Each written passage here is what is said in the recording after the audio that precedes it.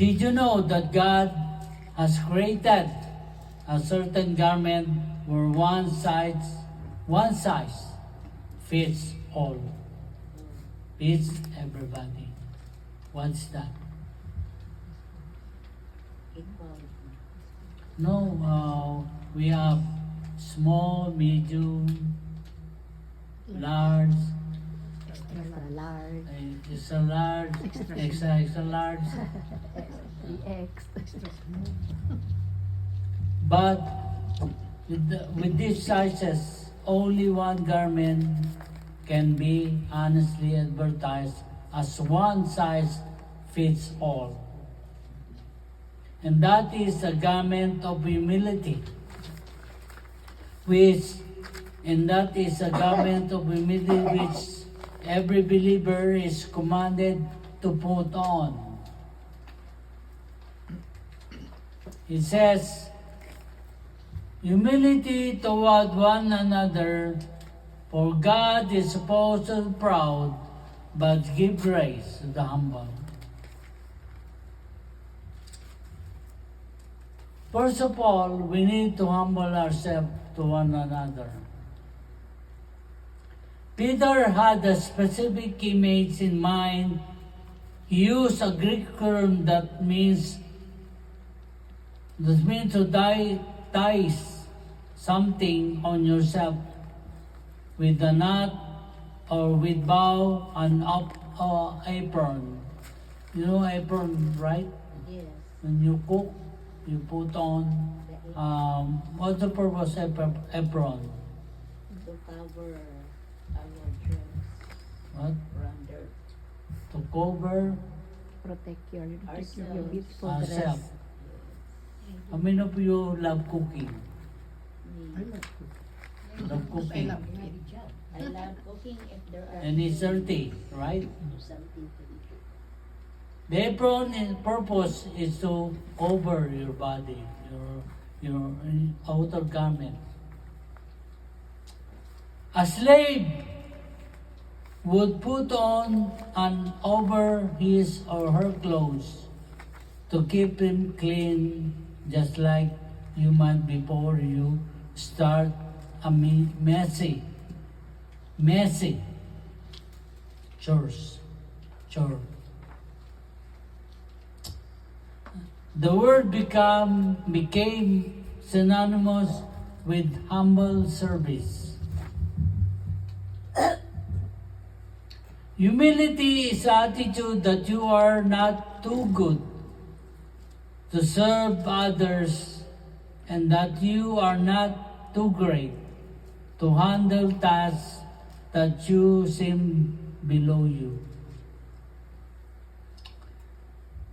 You know, during the ancient time, humility was not considered a virtue.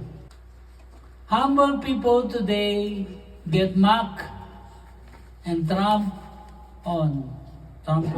on. The word calls for them wimps, but exalt the proud.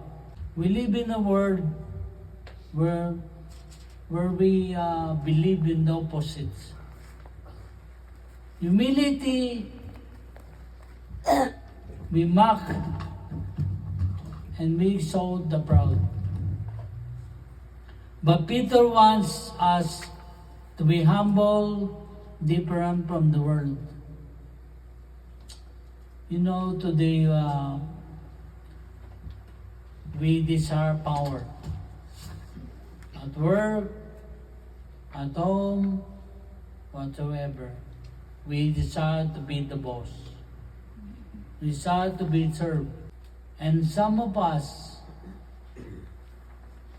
wants to be servant. How about you? Want to be the boss or want to serve? In God's eyes, He wants us to be servants. Nobody is going to be the boss. Only God is our boss, right? Only God deserves the highest praise. instructing us to put out the garment of a slave and serve others. Peter might have been thinking about his heart, his Lord. John chapter 13, verse 5 and following. Then he poured water into the basin and began to wash the disciples' feet, and to wipe them with the towel with which he was girded. And so he came to Simon Peter. He said to him, Lord, do you wash my feet? Jesus answered and said to him, What I do you do not realize now, but you shall understand hereafter. Peter said to him, Never shall you wash my feet. Jesus answered him, If I do not wash you, you have no part with me. Amen. The disciples were about to start supper with dirty feet. It became customary for the lowest person in the household to wash everyone's feet before they served the food. Since none of the disciples volunteered to take of this servant's role, Jesus took on the task himself, leaving us all with an example of a humble service. In short, we clothe ourselves with humility toward one another when we meet each other's needs. Don't wait for someone else to step in. Philippians chapter 2, verses 3 to 5. Do nothing from selfishness or empty conceit, but with humility of mind, regard one another as more important than yourselves. Do not merely look out for your own personal interest, but also for the interest of others. Have this attitude in yourselves, which was also in Christ Jesus. What does the Bible say? Consider others as more important than you. It's a challenge to regard someone else as more important than yourself. Because we are human beings, we are selfish. Pride and selfishness dwell naturally within us, fallen human flesh. Jesus again, in our example, continue reading verse 6 to 8. Same verse. Who, although he existed in the form of God, did not regard equality with God a thing to be grasped. Emptied himself, taking the form of bond servant, and being made in the likeness of men. Being found in appearance as a man, he humbled himself by becoming obedient to the point of death, even death on a cross. First of all, Jesus is God. But he did not consider himself as God, but he humbled himself to take up the cross. You know, for human being like us, it's very hard to humble ourselves, isn't it? We want a place, higher place. We want to be the boss. But Jesus regarded himself as a human being, even though he sits as God.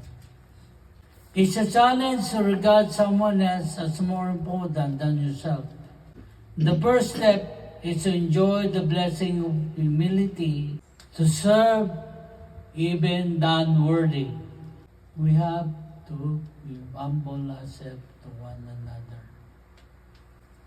Second is that we need to humble ourselves toward God. 1 Peter chapter 5, verse 5b. What does it say? Clothe yourself with what? Humility toward one another. For God is opposed to the proud, but give praise to the humble. We will be blessed if we are humble, and chastised if we are not. As we will soon see, one of those blessings is the ability to deal with anxiety or cares or worries.